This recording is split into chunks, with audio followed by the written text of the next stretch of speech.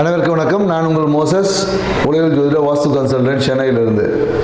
இப்போ பார்த்தீங்கன்னா இந்த மாதம் பார்த்தீங்கன்னா நம்ம அந்த ஐப்பசி மாத பலன்களை தான் பார்க்க போகிறோம். அதுக்கு முன்னாடி இந்த ஐப்பசி மாதம் பார்த்தீங்கன்னு வச்சுக்கிங்களேன், பொதுவாக என்னென்னாக்கா இந்த ஐப்பசி மாதம் பார்த்தீங்கன்னா நிறைய விழாக்கள் உள்ள மாதம். ஏன்னா இந்த மாதத்தில் தான் பார்த்தீங்கன்னா தீபாவளி, பசங்களுக்கெல்லாம் ஒரே கொண்டாட்டம், எப்போ பட்டாசு வாங்கி தருவாங்கன்னு சொல்லிட்டு. ஏன்னா இந்த மாதம் நிறைய பலகாரங்கள் எல்லாம் செய்வாங்க, நிறைய ஸ்வீட்ஸு, நிறைய இனிப்பு பலகாரங்கள் இந்த மாதத்தில் நிறைய இருக்கும். அதே போல் நல்லா பார்த்தீங்கன்னா நல்ல அந்த முறுக்கு, அதிரசம், ஒட்டவடைன்னு சொல்லிட்டு அப்படியே இந்த வறுத்த உணவுகளை அதிகமாக நம்ம எடுத்துப்போம். மேலும் பார்த்தீங்கன்னா குடும்பத்தில் எல்லாருக்கிட்ட ஒரு மகிழ்ச்சி வந்து இந்த காலத்தில் ரொம்ப அதிகமாக இருக்கும். குடும்பத்தில் பார்த்தீங்கன்னா மகிழ்ச்சி இருக்குது. ஏன்னா தீபாவளிக்கு போனஸ் கொடுப்பாங்க, நிறைய பேர் பண்டு போட்டிருப்பாங்க. இது எல்லாமே இந்த மாதத்தை வந்து சிறப்பிக்கக்கூட ஒவ்வொரு காரணம் இருக்குது. அதே போல் தான் பார்த்தீங்கன்னா இந்த ஐப்பசி மாதம் பார்த்தீங்கன்னா நிறைய கிரக மாற்றங்களும் இருக்குது. ஏன்னா இந்த குரு பகவான் பார்த்தீங்கன்னு வச்சுக்கோங்க, அதிசாரமாக கடகத்தில் வர்றார், ஐப்பசி மாத தொடக்கத்திலே வந்துடுறார். மேலும் பார்த்தீங்கன்னா புதன் பகவான் பார்த்தீங்கன்னு வச்சுக்கோங்க, இந்த ஐப்பசி மாதத்தில் பார்த்தீங்கன்னா விருட்சகத்துக்கு போகிறார், துலாத்துலேருந்து விருட்சகத்துக்கு போகிறார். மேலும் செவ்வாய் பகவானும் பார்த்தீங்கன்னா இந்த மாதம் துலா ராசியிலேருந்து விருட்சகத்தில் போய் ஆட்சியாக உட்கார போகிறார். மேலும் பார்த்தீங்கன்னு வச்சுக்கோங்க, சுக்கிர பகவானோட பயிற்சியும் இருக்குது. ஏன்னா சுக்கிர பகவான் பார்த்தீங்கன்னா நவம்பர் 2ஆம் தேதி பார்த்தீங்கன்னா கன்னியிலேருந்து துலாத்துக்கு வர்றாரு ஆட்சியாக. ஸோ மேலும் பார்த்தீங்கன்னா சூரிய பகவான் பார்த்தீங்கன்னா ஐப்பசி மாதம் எப்போதும் துலா ராசியில் இருப்பார். ஏன்னா துலா ராசியில் பார்த்தீங்கன்னா சூரிய பகவான் நீசம். ஸோ இப்படி இவ்வளோ கிரக மாற்றங்கள் இந்த மாதத்தில் இருக்கிறதுனால நிறைய விஷயங்கள் இந்த மாதத்தில் நடக்க போகுதுன்னு சொல்லலாம். எல்லா ராசிக்காரர்களுக்கும் ஏதோ ஒரு விதத்தில் ஆரம்ப கட்டங்களில் நிறைய நற்பலன்களில் மாத பாதிக்கு அப்புறமா சில நற்பலன்கள் குறையவும் வாய்ப்பு இருக்குது. சில ராசிக்காரர்கள் பார்த்தீங்கன்னா ஆரம்ப கட்டத்தில் நற்பலன்கள் கொஞ்சம் கம்மியாக இருக்கும். ஒரு மாத நடுவில் அப்புறமா பார்த்தீங்கன்னு வச்சுக்கோங்க, பாதிக்கு மேலே பார்த்தீங்கன்னா நற்பலன்கள் அதிகமாக கிடைக்கக்கூடிய வாய்ப்புகள் எல்லாமே இருக்குது. பொதுவாக இந்த தீபாவளிக்கு பார்த்தீங்கன்னா நம்ம யம தீபம் ஏற்றுவோம். ஏன் இந்த யம தீபம் ஏற்றணும் அப்படின்றதுக்கெல்லாம் நிறைய விளக்கங்கள் இருக்குது.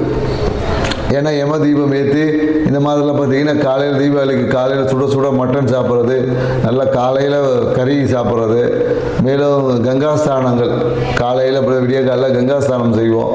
ஸோ இந்த மாதிரி நிறைய நிகழ்வு எல்லாமே இந்த மாதத்தில் இருக்கும். இந்த இதெல்லாம் ஏன் செய்யணும் அப்படின்ற ஒரு இருக்குது. ஏன்னா இதுக்கு ஆன்மீகத்தில் நிறைய விஷயங்கள் சொல்லியிருப்பாங்க. ஏன்னா நரகாசுரனை வதம் பண்ணதுனால நம்ம அதை கொண்டாடுறோம் அப்படின்னு சொல்கிறாங்க. இங்கே நரகம் என்னாவே என்ன சொல்லுவோம்னா, நம்ம இருட்டு, குளிர்ச்சி, இது ரெண்டு தான் நரகம். ஏன்னா இருட்டில் தான் பார்த்தீங்கன்னா பயம் இருக்கும். ஏன்னா நரகத்தில் பயம் இருக்கும் இல்லையா, சொல்லியிருப்பாங்க எண்ணெய் கட்டத்தில் போட்டு வறுப்பாங்கன்னு சொல்லி, அந்த பயம். அதே போல் குளிர்ச்சியில் பார்த்தீங்கன்னு வச்சுக்க, நமக்கு உடம்பு நடுங்கி நம்மளுடைய ரொம்ப சோம்பலாக இருக்கும். ஏன்னா இந்த ஐப்பசி மாதத்துக்கு அப்புறம் பார்த்தீங்கன்னா இருட்டோட தன்மை அதிகமாக இருக்கும், பகலோட தன்மைகள் குறையும். வெப்பத்தோட தன்மையில் காற்றுலேயே பார்த்தீங்கன்னா ஒரு சில்லு காற்றடிக்கும். காற்றுல பார்த்தீங்கன்னா குளிர்ச்சி, ஈரப்பதம் அதிகமாக இருக்கும். ஸோ அப்போ இந்த விஷயங்களை, ஏன்னா இது எல்லாமே பருவகால மாற்றங்களுக்கு ஏற்றாப்படி நம்மளுடைய வாழ்க்கை முறையில் சில மாற்றங்களை செய்து கொண்டால் நம்ம வாழ்க்கை சிறப்பாக இருக்கும். அப்படின்றதுனால தான் சில நிகழ்வுகளை அந்த பருவகால மாற்றத்தின் தொடக்கத்தில் நம்ம செய்வோம். ஏன்னா நம்ம தீபாவளி அன்னைக்கு கங்காஸ்தானம் குளிச்சிடுவோம், அதோட கிடையாது. கங்காஸ்தானம்லாம் அதுக்கப்புறம் பார்த்தீங்கன்னா நைட்டு எல்லாம் 10 மணிக்கு 11 மணிக்கு சில பேர் சாயந்தரம் தான் குளிக்கிறாங்க. ஸோ அப்போ என்னென்ன இந்த காலகட்டத்தில் கங்காஸ்தானம் என்பதுக்கு குளிக்கணும், சுடுதண்ணியில் குளிக்கணும். ஏன்னா கங்காஸ்தானம்னாவே சுடுதண்ணியில் குளிக்கிறது தான். ஏன்னா அதுக்கு பின்னாடி பெரிய உடனே கங்காஸ்தானம்னா அப்படியே அதுக்கெல்லாம் கேட்காதுங்க. ஏன்னா அதுக்கு பின்னாடி மிகப்பெரிய மருத்துவ விஷயங்கள்லாம் இருக்குது, நிறைய இருக்குது.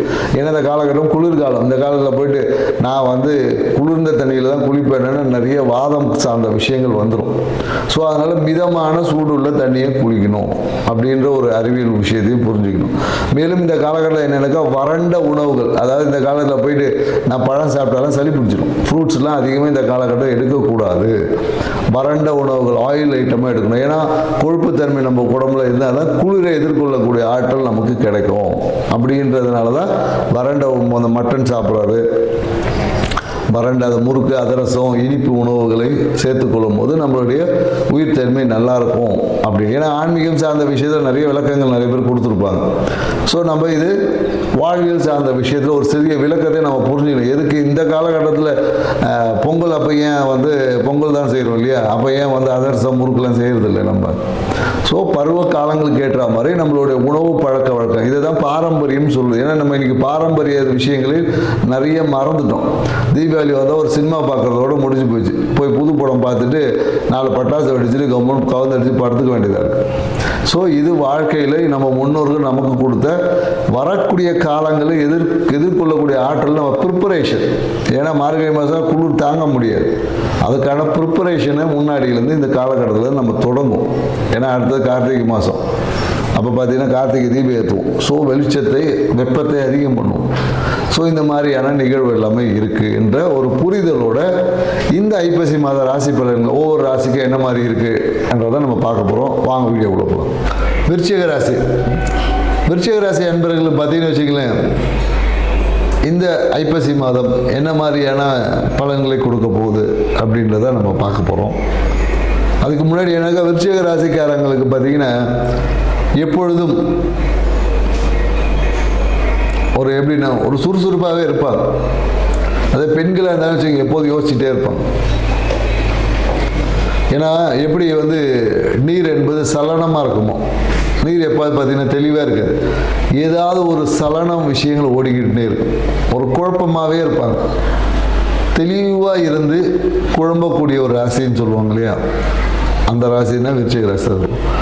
மற்றவங்க அறிவுரைலாம் பக்காவாக தெளிவாக சொல்லுவாங்க. ஆனால் இவங்களால் ஒரு சின்ன விஷயத்தை கூட எடுத்து வைக்க முடியும்.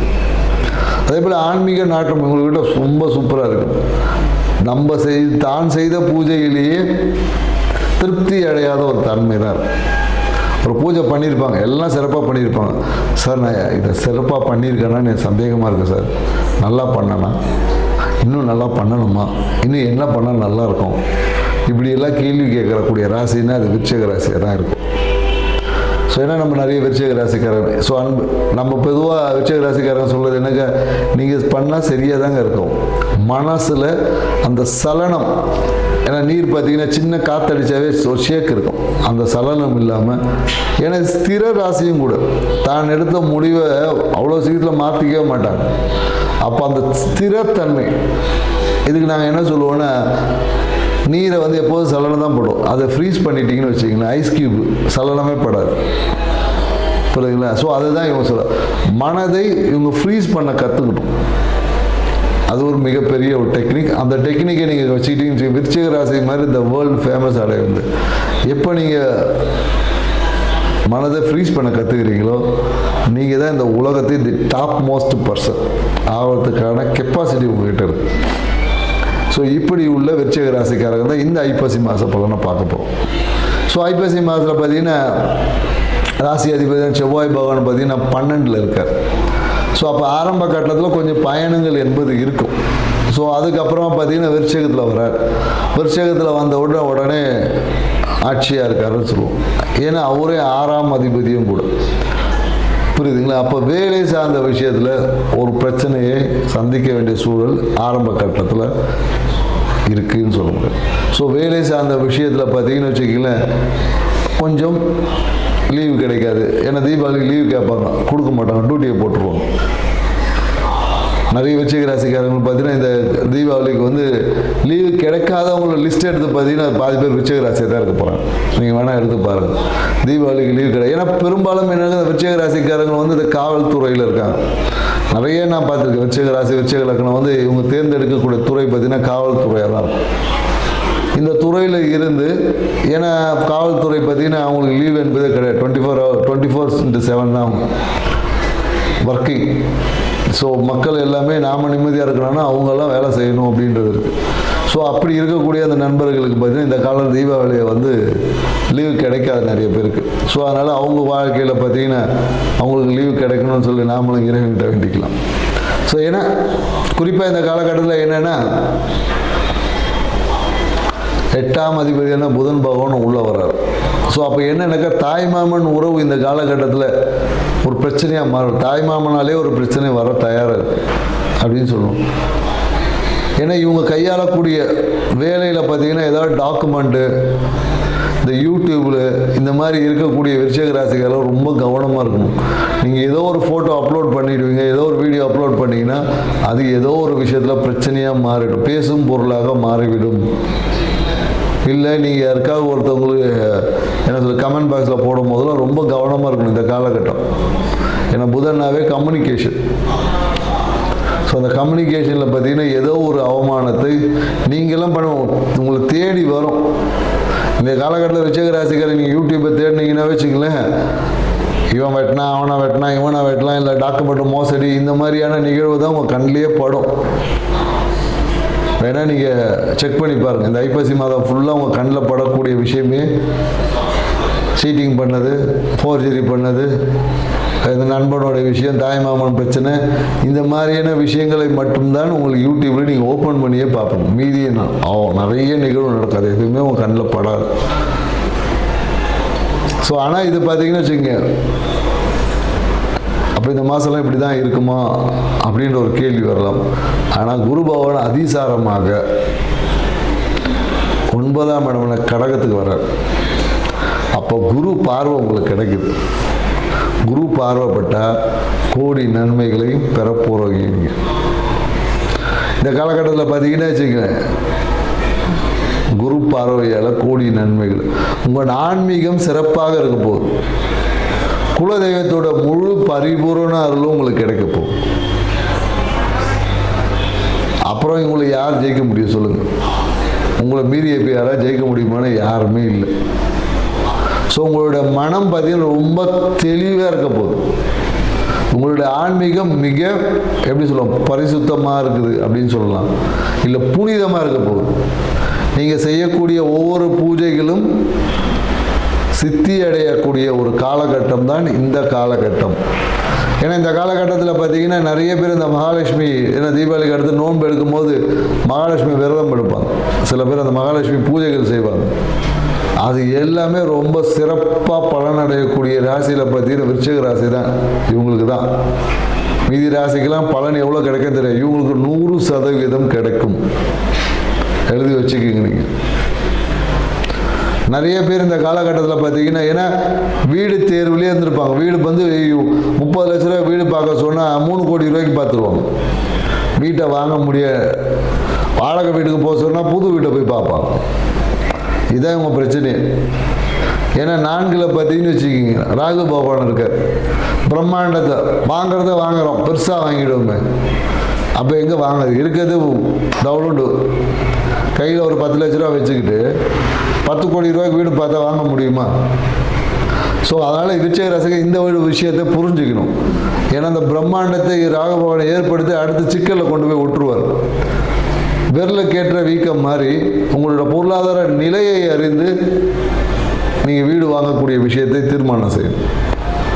ஸோ அதனால் பிரம்மாண்டமாக வீடு வாங்கிறது, காசு வரும்போது வாங்கிக்கலாம். இப்போதைக்கு இருப்பதுக்கு தேவையான ஒரு விஷயத்தை செய்ய பழகிக்கணும். ஏன்னா நிறைய பார்த்தீங்கன்னா விருச்சிக ராசிக்காரங்க இந்த காலகட்டத்தில் நிறைய வீடு மாற்றம் செஞ்சுருக்காங்க. குறிப்பாக அப்பார்ட்மெண்ட்டுக்கு போயிருப்பாங்க. நிறைய பேர் கார்லாம் வாங்கியிருக்காங்க.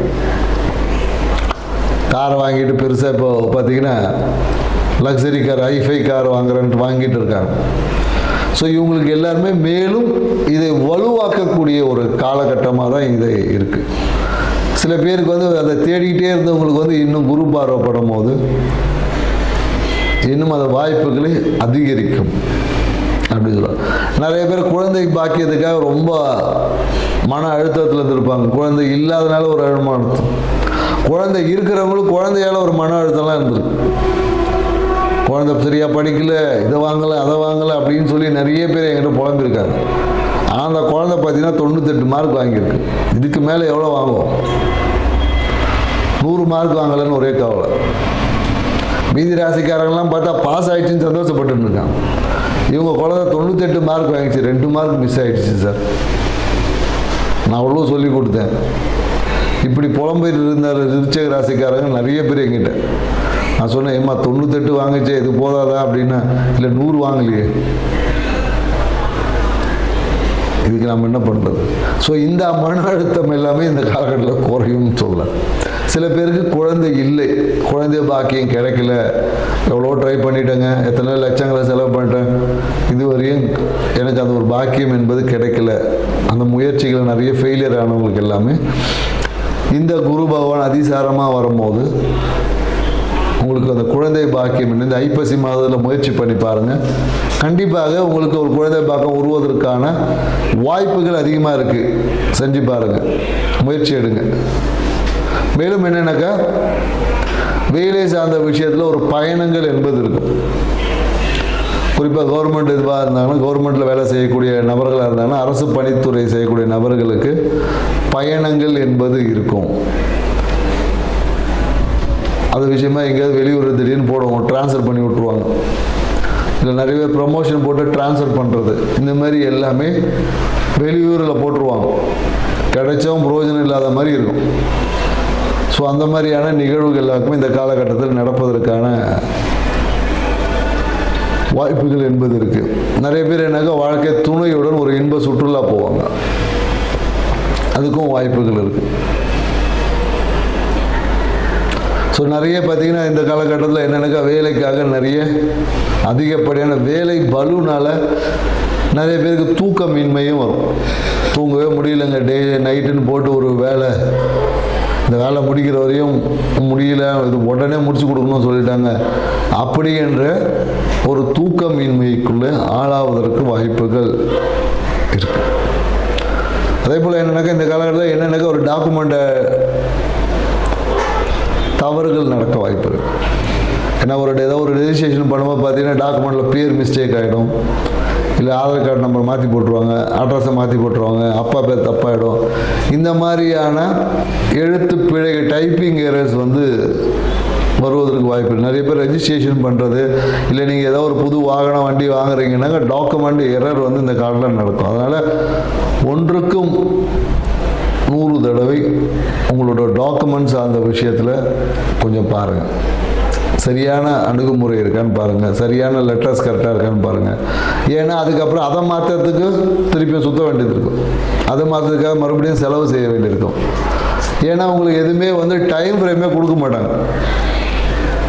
நீங்கள் ஒரு இடத்த பதிவு பண்ண போகிறீங்கன்னா 11 மணிக்கு பதிவு பண்ண போகிறீங்கன்னு ஒரு அப்பாயின்மெண்ட் வாங்கிட்டீங்கன்னா 10:55 தான் உங்கள் கையில் அந்த டாக்குமெண்ட்டே வரும்.